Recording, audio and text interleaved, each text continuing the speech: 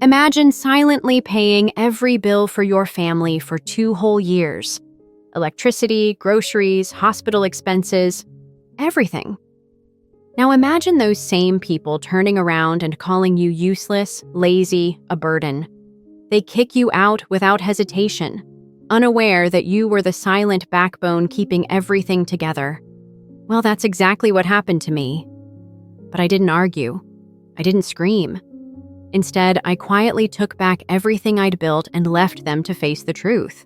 This is my story of betrayal, quiet strength, and a silent revenge more powerful than words. The worst betrayal is not from enemies. It's when your own blood forgets who kept the lights on. For 2 years, I paid every bill in this house without anyone knowing. Electricity, water, groceries, the mounting hospital fees for my father's care. All of it flowed through my quiet fingertips as I coded machine learning models in the spare bedroom. But no one ever asked how things stayed afloat. Not once. My name is Arya. I'm 32. A senior AI engineer working remotely for a startup in San Jose. People assume that because I don't wear a blazer or fight traffic every morning, I must be unemployed. My family certainly did. We lived in the old family home after my father had his second stroke. Mom said we'd stick together as a unit, but somehow I became the silent backbone they leaned on while pretending I wasn't there. Evan, my younger brother, was between jobs for over a year. That never stopped him from upgrading his phone or booking weekend getaways with Mira, his wife. Mira, well, she never really saw me.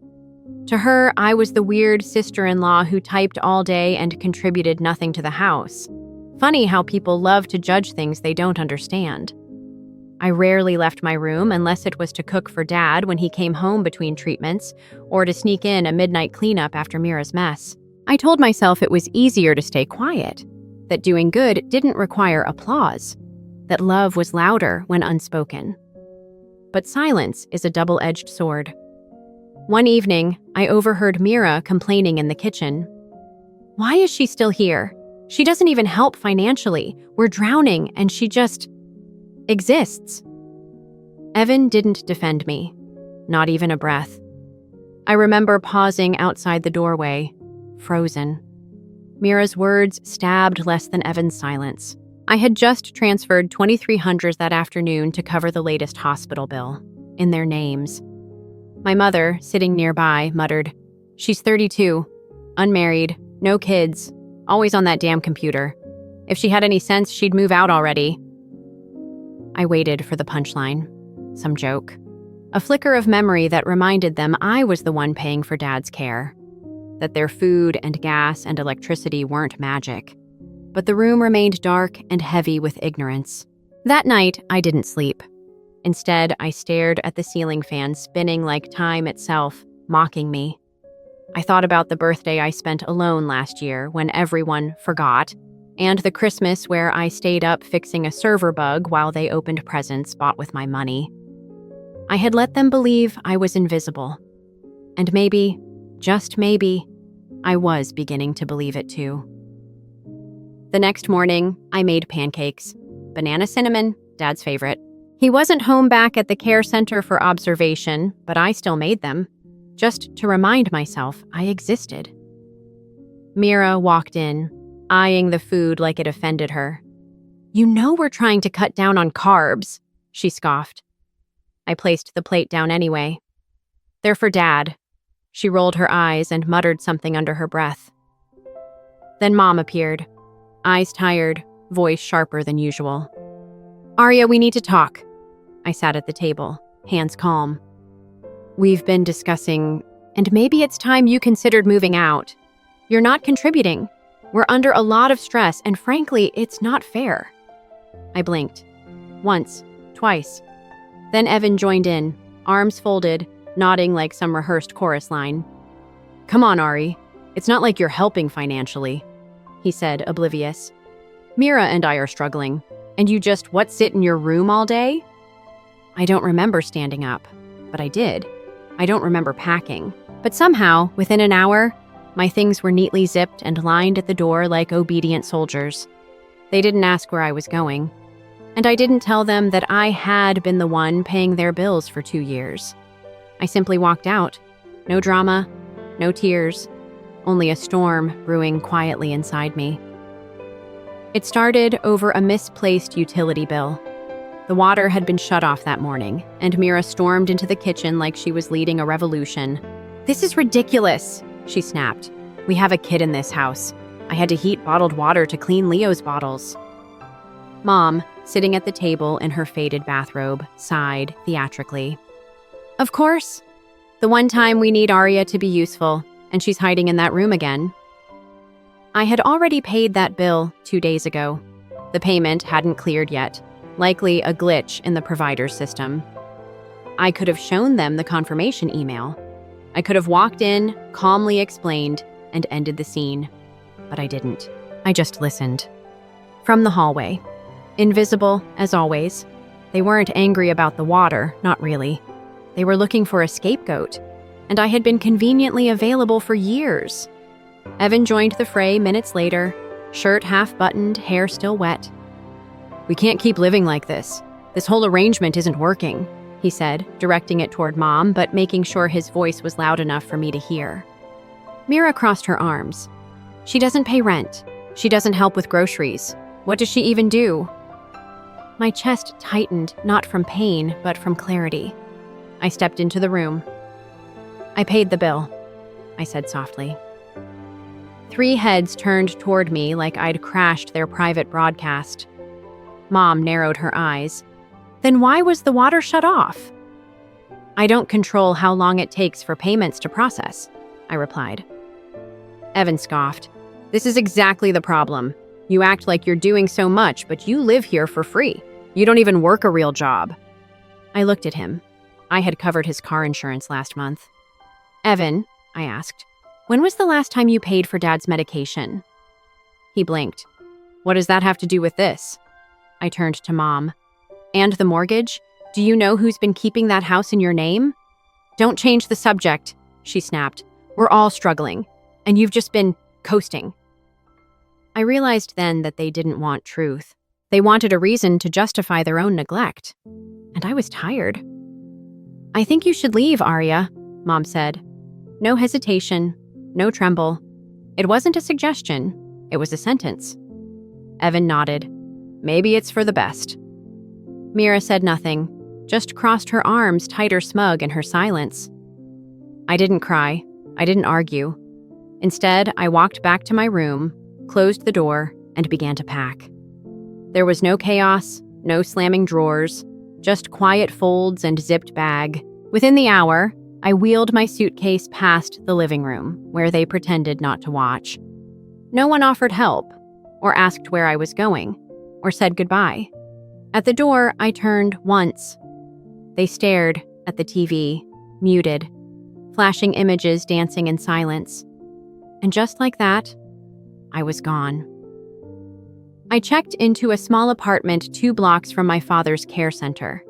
It was nothing fancy, just 1 bedroom, creaky wooden floors, and a view of a laundromat, but it was mine. The silence felt different here. Not heavy or expectant, just real. That first night, I sat on the floor with a takeout box of tofu pad thai and opened my laptop. Old habits. My fingers moved before my mind caught up. First, I logged into the shared financial dashboard, the one I had quietly built when Dad's health took a downturn. Everything was linked to my name. All the utility bills, loan repayments, even Evan's gym membership and Mira's grocery subscription. I stared at the numbers for a long time. So many monthly charges, so many withdrawals I had never been thanked for. I hovered over the cancel authorization button and clicked. Then I opened the joint bank account my mother used for day-to-day expenses, an account I had replenished like clockwork for the past 24 months. Withdraw all. The balance dropped to 0. Next came the emergency medical fund I'd kept separate but accessible in case Dad needed urgent care. I moved it to a private account.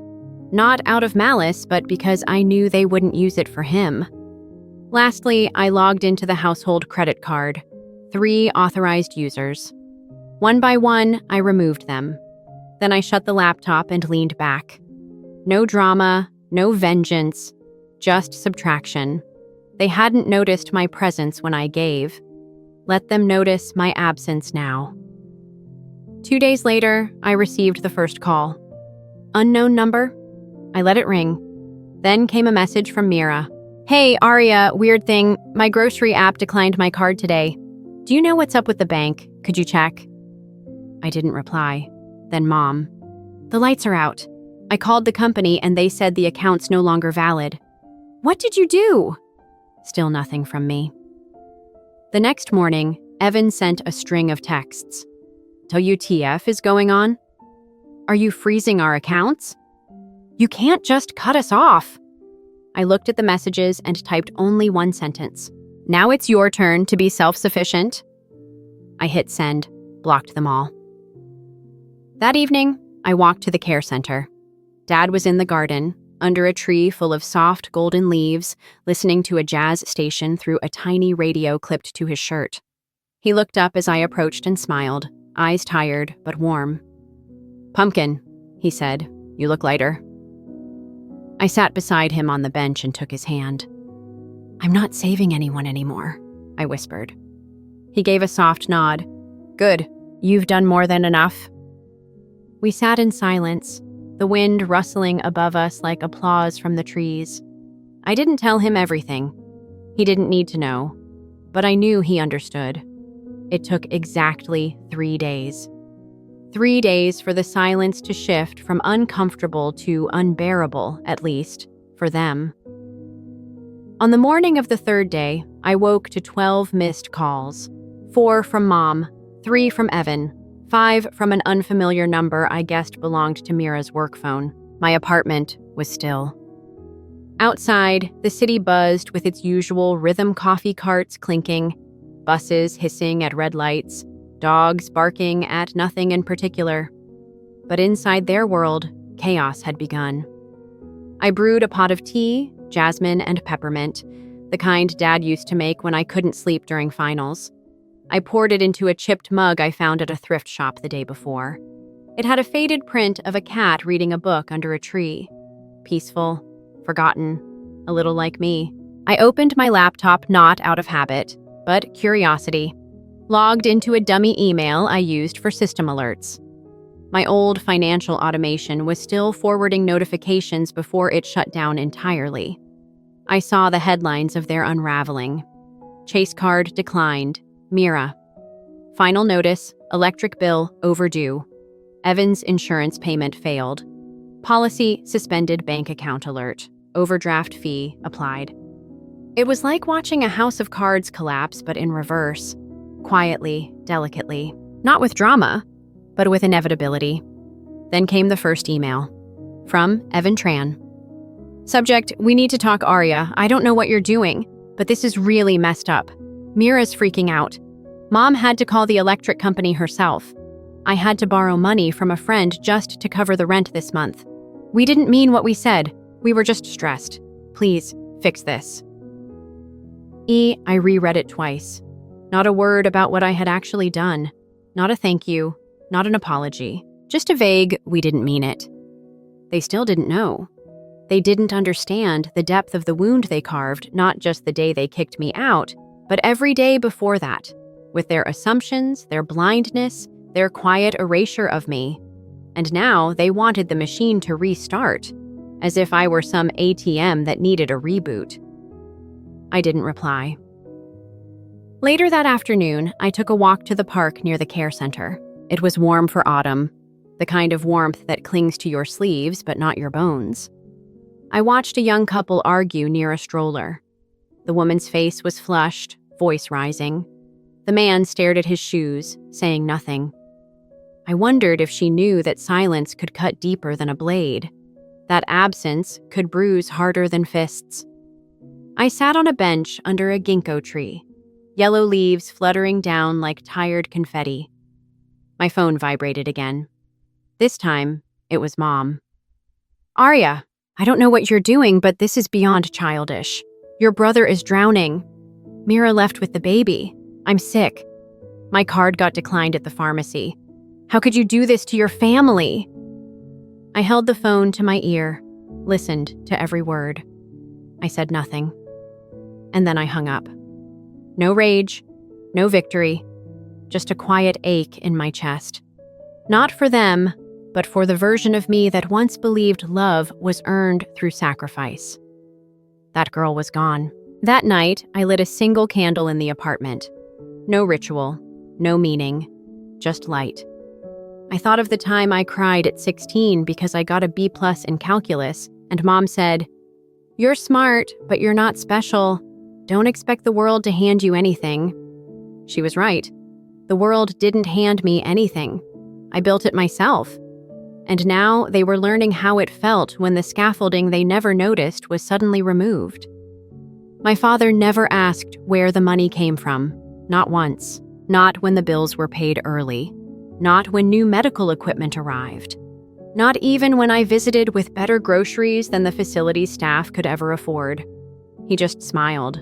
That was his way. He had always been quiet, observant, a man who built things with his hands, not words, a former electrician who taught me how to hold a soldering iron before I ever held a pen. I visited him the day after Mira left Evan. The nurses greeted me with soft smiles, the kind reserved for regulars who always show up but never cause trouble. Dad was in the common area, a book in his lap. He rarely read past page 10, but liked the weight of stories, the feeling of holding something unfinished. "Pumpkin," he said, eyes lighting up when he saw me. "They finally fed us something that doesn't taste like warm regret." I laughed. "That's progress." We sat for a while, not talking, just existing. I poured him some juice and adjusted the blanket over his knees. There was something reverent in small care, the kind of gestures that weren't loud but meant everything. After a long silence, he looked at me and said, "You're not angry." It wasn't a question. "I was," I admitted. "Now I'm just done." He nodded like he'd expected that. "I saw your name on something," he added casually, a billing statement when the nurse thought I wasn't looking.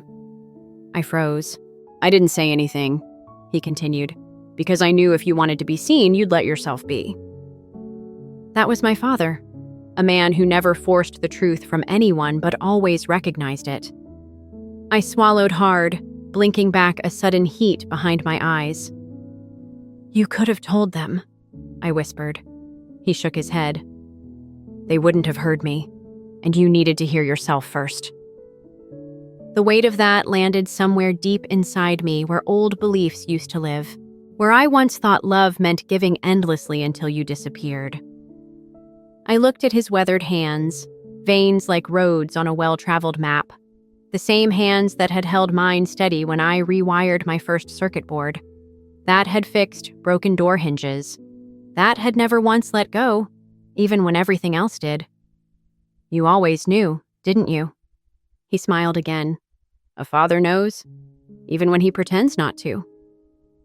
That evening, I stayed longer than usual. We watched the sun shift through the blinds, throwing lines of gold across the floor like music frozen in light. He told me a story about my childhood I'd long forgotten, how I once disassembled the toaster because I wanted to understand how fire came from bread. "You were 4, he chuckled, "and furious when you couldn't put it back together. But you didn't cry. You just stared at the pieces for hours until they made sense." I smiled. "Still do that, actually." He nodded. "It's what makes you dangerous. You don't quit. You just get quiet." I tucked that sentence into my chest like a stone made of truth. I left that night with a strange feeling lightness. Not because anything had changed, but because for the first time in weeks, I felt seen without having to prove anything. And that was a beginning. The idea didn't come in a lightning flash. It arrived slowly, like rain seeping through cracked soil. It began with a message. A woman named Yvonne, someone I barely knew from an old online forum for women in tech, sent a private note after I commented on a thread about invisible labor. "I read what you said about being the one who keeps things running but never gets credit. It hit me hard. I feel like I've been running a house no one thinks I live in." I stared at her words for a long time. They mirrored something I hadn't been able to say out loud. I replied. Then she replied. Then 3 other women jumped in. One thread turned into a group chat. The chat turned into weekly Zoom calls. Soon, we were a dozen voices scattered across time zones: engineers, teachers, freelancers, caregivers, each with the same quiet exhaustion from being overlooked, underestimated, or dismissed entirely. It wasn't therapy. It was recognition. That's when the seed began to sprout. I spent the next 3 weeks coding. Not for work, not for money. For something I hadn't had in a long time. Purpose. I called it Reclaim, a platform designed for people like us, those who worked from home, who juggled multiple invisible jobs, who were told they didn't really do anything because their work didn't come with a uniform or a visible paycheck. Reclaim had 3 pillars. Visibility, a place to document and quantify unpaid labor and freelance work often ignored by traditional resumes. Empowerment, a library of tools, AI-generated templates for resumes, scripts for difficult conversations, resource hubs for grants, legal aid, and basic tech training. Community, a quiet, safe space where stories could be shared, not shouted, where understanding didn't require explanation. I built the prototype in 12 days, tested it with 5 women from the group. They cried, not because it was perfect, but because, for once, someone had created something for them, not about them. One of them, a mother of 2 from Portland, messaged me after. "You know what this feels like? It feels like someone turned the light on in a room I didn't realize I was locked in." That sentence stayed with me. I never advertised Reclaim. I didn't need to. Word traveled, quietly but swiftly, through private forums, message boards, university networks, and online meetups. Within 2 months, we had 3,000 users. By month 3, we were invited to speak at a virtual panel on decentralized workforces and feminized labor. I declined, not because I was afraid, but because I wanted the focus to stay where it belonged, not on me, but on the movement. I wasn't trying to be seen anymore. I was trying to help others see themselves. One morning, I got an email from a startup incubator in Boston. They'd found Reclaim through one of their fellows and were interested in offering a grant. No strings attached, just belief. The email ended with, "We think what you're building matters, and it's about time the world caught up to people like you." I closed my laptop and looked out the window. The laundromat across the street was opening. 2 teenage girls were laughing over a shared bagel, their joy loud and unfiltered. The world kept turning. And for the first time in a long time, I felt like I was turning with it. Not behind, not underneath. With. I hadn't heard from Evan in over 2 weeks. Not since his last burst of messages, accusations wrapped in desperation, denial thinly veiled as rage. I ignored them, knowing full well what silence does to people who rely on noise to control the narrative. But the truth has a way of crawling through even the thickest walls. It happened quietly. Someone from his old college circle shared a link about Reclaim on social media. And there it was. My name, my face. Not in the spotlight, but tucked in the credits of a short documentary filmed by one of our early users. She'd insisted I appear, even briefly, in the final cut. I had reluctantly agreed, 30 seconds, blurry background, no last name. It was enough. Later that evening, I received a single message from Evan. From Evan Tran. Subject, Aria. Is this you? I didn't reply. But I knew that question would echo louder in him than any answer I could give. 3 days later, he called. I let it ring, then again and again. Finally, I picked up. His voice was different, quieter, like someone speaking in a library of guilt. "I didn't know," he said. There was a pause, heavy, apologetic. "I saw the site, the interviews, the testimonials. Jesus, Aria, you've been doing all of this while we..." He didn't finish the sentence, and I didn't fill it in. "That's not why I did it," I said evenly. I know, he whispered. I don't know what to say. You don't have to say anything, I replied. I waited a beat, then added, but you do have to live with it. The next evening, there was a knock at my door. Not loud, almost tentative. When I opened it, I found Mom standing there, shoulders hunched, eyes hollow. No makeup, no mask. She held a plastic container of soup.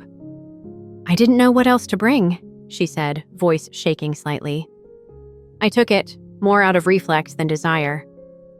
I heard about your thing online. It's not a thing, I said. She nodded. I know, I didn't realize. Of course she didn't. She never asked. I came to say thank you, she said. And I'm sorry. The apology landed like rain on dry stone, too late to save the cracks, but enough to cool the surface. I didn't invite her in. I didn't close the door either.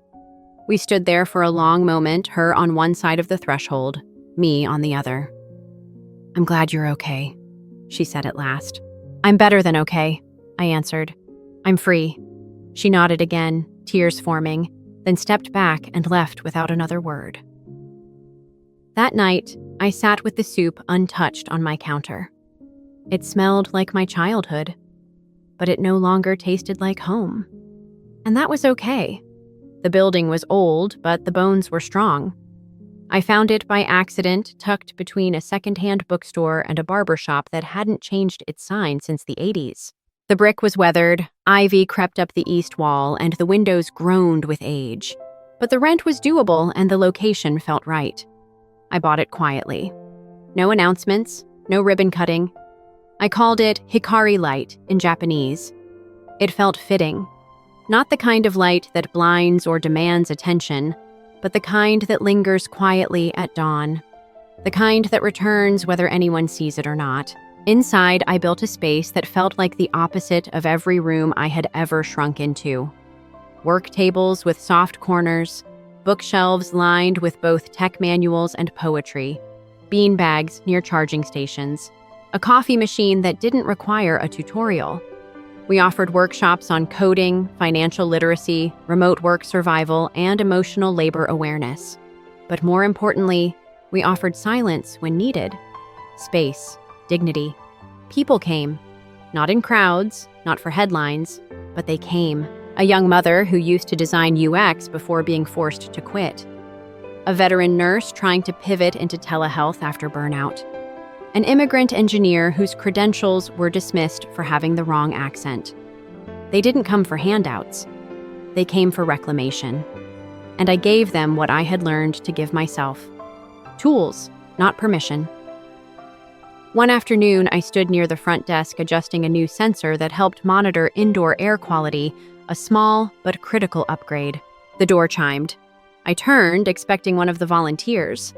It was Evan. He looked thinner, older, somehow. I didn't speak first. He glanced around, taking it in. The subtle hum of laptops, the soft music in the background, the quiet conversations that didn't need to shout to be heard. This place, he said finally. It feels like you. I gave a small nod. He swallowed. I'm not here to ask for anything. I just wanted to see it. There was an honesty to his voice that hadn't been there before. A humility I hadn't expected. Not quite shame, but a willingness to carry weight. Do you remember, he continued, when I used to tell people I was the smart one in the family? I raised an eyebrow. He chuckled. Yeah, turns out being smart is easy. Being steady, that's the hard part. I didn't say anything. He reached into his pocket and pulled out a small envelope. This is for Dad. I've started helping with his costs. He placed it on the desk. A gesture, a beginning. He looked at me again. If there's ever something I can do here, let me know. And then he left. Just like that. No promises. No performances. Only space. Later that evening, Mom called. She didn't ask for money. She didn't ask for forgiveness. She asked if I'd like to have dinner. Just dinner. I said yes. Not because I needed anything from her, but because some bridges aren't meant to be burned, they're meant to be walked over slowly when the weather's right. Some people crave applause. Others, closure. I used to want both before I learned how heavy it is to wait for something that may never come. Validation, understanding, the right words from the wrong people. Now I crave something else entirely. Space, stillness, the kind of quiet that isn't empty but earned. I started writing again. Not code this time, but thoughts. Little reflections, observations, a private blog under a pseudonym. No photos, no name, just a small corner of the internet where I wrote about invisible labor, boundaries, healing, about what it means to build a life around quiet integrity instead of loud recognition. One of the posts went viral. A snippet was shared on a professional forum, then LinkedIn, then Medium. Suddenly, the inbox filled. Messages from strangers who didn't want to flatter, just connect. A divorced father of 2 who left corporate law to become a stay-at-home dad. A retired teacher who felt useless until she realized knowledge never expires. A man who had been the emotional mule of his family for years, never knowing he had the right to say enough. They didn't need advice. They needed language. And somehow my silence had given them that. One evening, I stood in the Hikari common room, watching a group of students work on a shared project. They were laughing. One of them had programmed the AI assistant to speak in Shakespearean English. It now responded to errors with, "Thou hast broken thy code, dear fool." I laughed too, not because it was particularly funny, but because it reminded me of who I had become. Not bitter, not triumphant, whole. Later that night, I wrote a final blog entry. Not goodbye, just a closing of a chapter. You don't owe anyone an explanation for becoming who you needed to be. You don't have to prove your worth to those who only see value in visibility. You are allowed to disappear from the rooms where your presence was only ever tolerated. You are allowed to rebuild quietly. You are allowed to bloom in silence. I closed my laptop, poured myself tea, and let the silence hold me not as punishment, but as peace. Because the truth is, I no longer needed them to understand me. I understood myself, and that was enough.